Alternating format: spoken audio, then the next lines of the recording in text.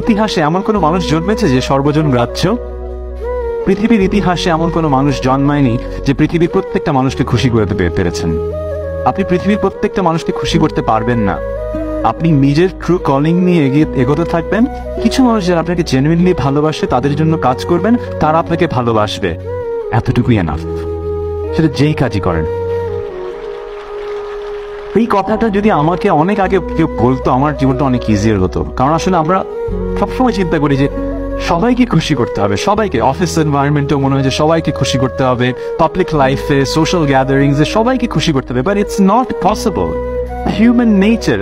আপনি মানুষের চোখে বড় হতে চাচ্ছেন, কিন্তু আপনি খেয়াল করছেন না মানুষের চোখে বড় হলে there are going to be jealous people who are going to be trying to pull you down। তাই না? তাদেরকে তো আসলে খুশি করতে পারবেন না, পারবেন? তো সবাইকে খুশি করতে চাবেন না।